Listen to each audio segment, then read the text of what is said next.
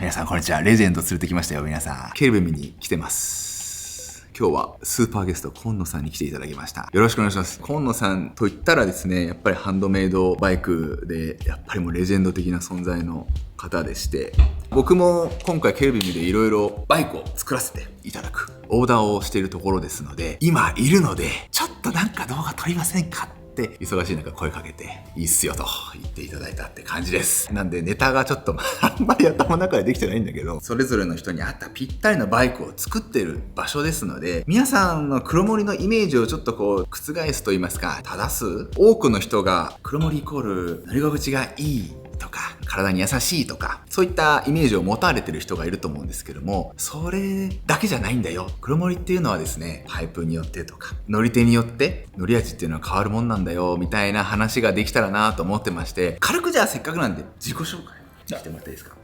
フレームを作っています。今野と申します。すっごいフレームしか作ってない人です。参考までに画像を出しますけど、こんなフレームとかあんなフレームとか、すごいフレームをたくさん作ってて、たくさんの賞を取ってたりとか、もちろん競輪の世界でもやっぱりたくさん成果を出してるバイクをね作られてる方でございます。そんな今野さんに黒森フレームの触りの部分にはなると思うんですけど、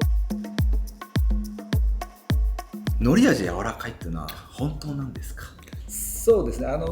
正確には調節ができるってことですね。柔らかいとか硬いとかいろいろあると思うんですけど、黒森はこう柔らかいのも硬いのも、いろんな乗り味が調節できるということで、僕らは、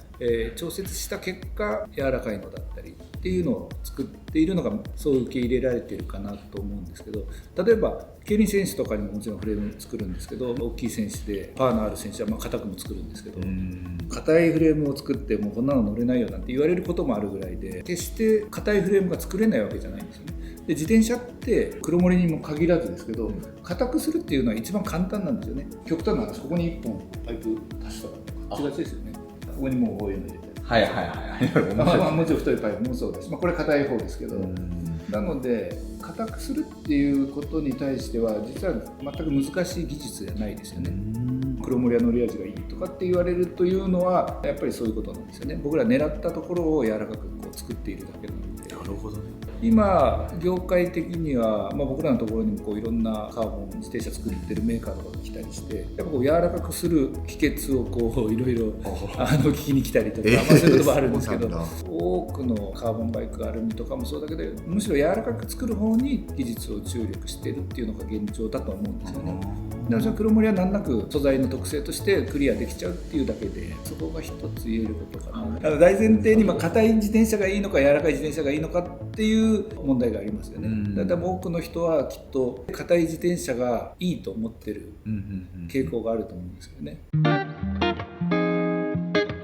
黒森ロードを選ぶ人って、僕のチャンネルの視聴者なんかは例えばロングライドしたいとか、硬いフレームだとなんかすぐ足に来ちゃう、疲れちゃうから、黒森バイクはよくしなって体に優しいって聞くとか、バネ感でこうトントントンと登る感じがいいっていう風に言われて買う、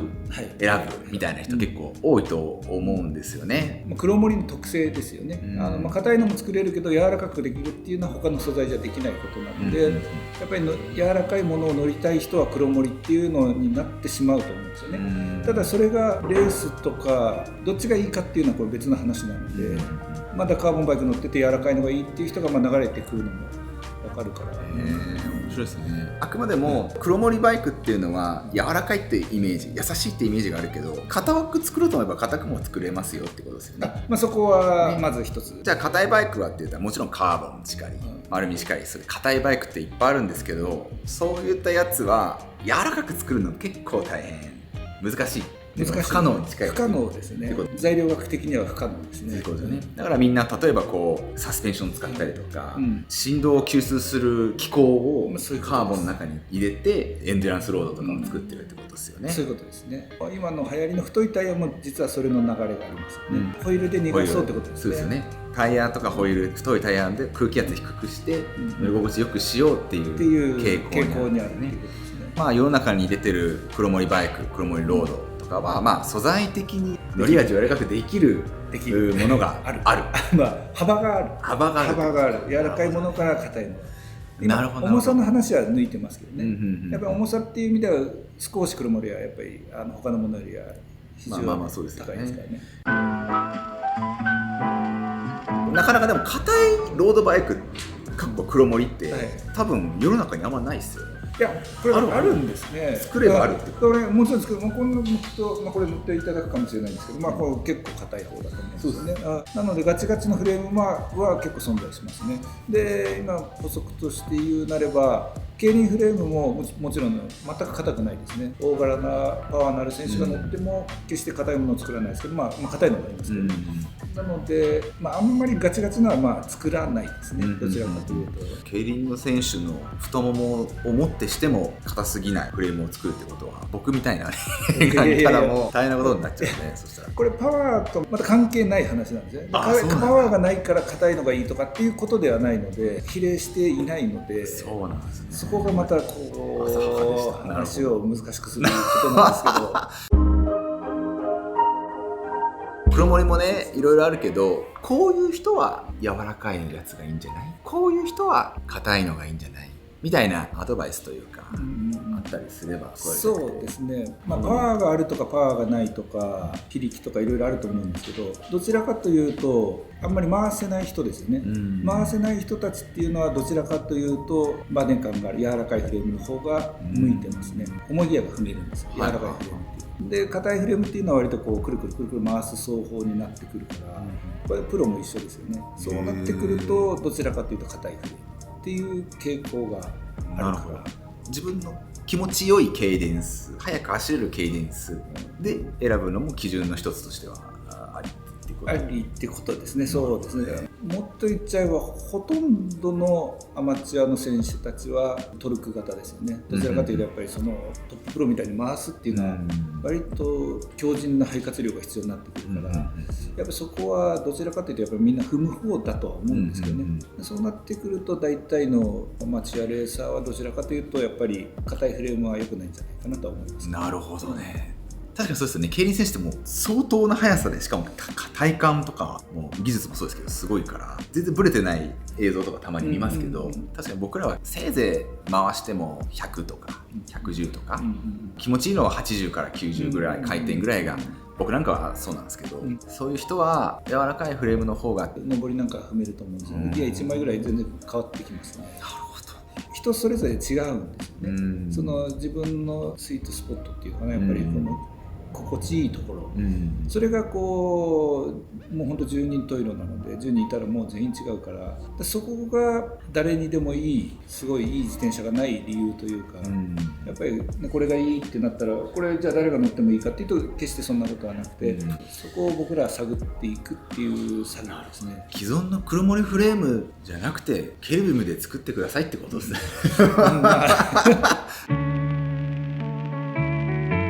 ここが厚くてここが薄いっていうことですね。端が厚いんですね。はいはい。こう応力がかかるところですね。そこはこう肉厚が厚くなってるんです。で自転車のパイプってこことここが厚くてここが薄いんですよ。なのでそこのどこを使うかで全然違ってくるんですよ。同じパイプでも。なので柔らかくしたい人は少ないところを使ったりとか。なるほど。例えばこう使うじゃないですか。これこんな短くどっちにしろ切るんですけど、はいはいはい。そうするとこうハンガーあたりをもうちょっと柔らかくしたいっていう場合はそこを短くする。薄いところを多くすって。それでこう全く変わってくるんで。はあ、なるほどね。それはやっぱり顕著に現れます